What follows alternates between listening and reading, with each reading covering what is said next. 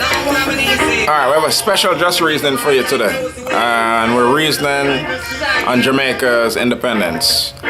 Today, August 6th, marks Jamaica's 52nd year of independence. As a country and as a people, we have a whole lot to be proud of. We've accomplished a lot in this 52 years, but we have so much further to go. In Jamaica, we have an expression that says, we look about we tallow. What that means is that we're small in stature, but we have a pretty strong presence around the globe. To be such a small island, Jamaica has a pretty significant impact on world music and culture. There's not a continent on earth that you can go to where people don't know Bob Marley, right? Bob Marley and reggae music is something that is global, something that is born from, the ghetto, the slum of the small little island Jamaica, and is worldwide and impacts people globally. So on a musical standpoint, people know Jamaica. Everywhere I go in the world, and they know I'm Jamaican, they'll ask about Bob Marley. So we have a lot to be proud of musically.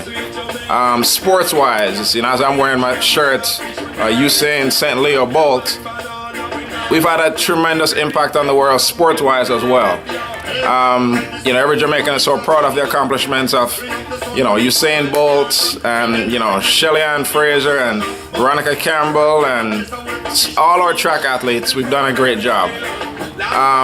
Tourism, that's another strong point as well. People kind of associate Jamaica with the Caribbean, for better or for worse. That's what happens. So as much positives as there are, we can't say that everything is all good.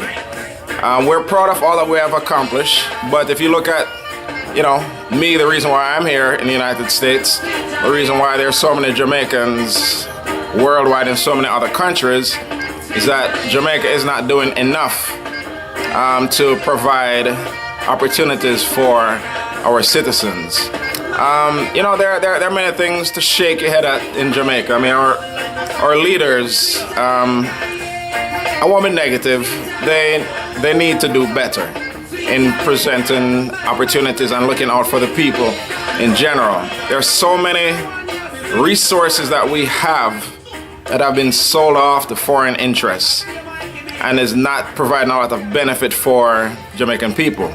From an economic standpoint, unemployment is high, opportunities are low. Education-wise, we need to do better in that area. Just mismanagement of many different resources over the course of the years, has Jamaica not doing as good as it should. I can sit here and talk for, minutes about everything that is wrong with Jamaica, right? But what's the point in just looking at and talking about all the things that are wrong? So it's really about what's our next 52 years going to be like. Yes, all the positives I listed off at the beginning are still there. We have a lot to be proud of. What about the next 52 years? What are we going to do differently? As a Jamaican myself, not living in Jamaica, I believe me and all the members of Jamaican diaspora throughout the world need to do more. We left our home physically. Jamaicans are some of the proudest people on planet Earth. We've left it physically, we have not left it emotional in our heart. So I believe that we need to do more as Jamaicans who no longer live there to contribute to a better Jamaica tomorrow. We can't look at the political leaders of Jamaica to make the change that are needed. It's so much political tribalism in Jamaica. Where JLP don't listen to PNP, PNP don't listen to JLP. And so we can't really expect that the change that's needed in Jamaica is going to come from our political leaders. Because, frankly speaking, that's where a lot of the problem comes from. So, for those of us outside of Jamaica, as well as those in Jamaica who are doing well enough, it needs to be more of a priority to do our part.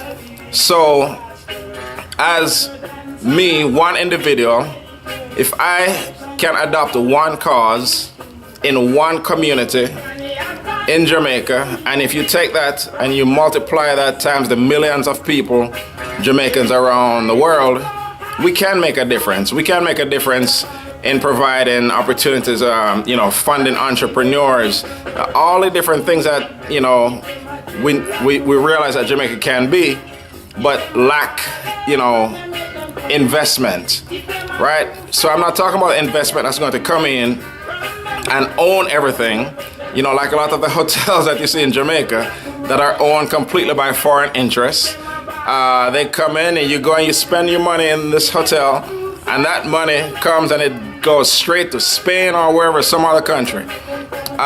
So there's so much that we can do as a diaspora, and that, to me, that's what I think our next 52 years needs to be about. It needs to be more about Jamaicans who aren't living there doing more of a part. That's who I can speak for. I can't speak directly for what the people in Jamaica need to do and do differently. I mean, one thing that comes to mind that they can do is elect the best man or woman for the job, and don't just vote PNP, vote JLP because your family always did. I'm not living there, so I'm not critical. I'm not going to be critical saying exactly what people should do because I don't know the situation on the ground like people who live there. But I know that I know many Jamaicans who talk a lot, who talk about this is right, this is wrong, and this and that. But we need to do more. We need to do more than just send our money to our family and our friends. Just make it a priority. Not saying that we're all up here millionaires and can, fund major projects, but let's start with the desire.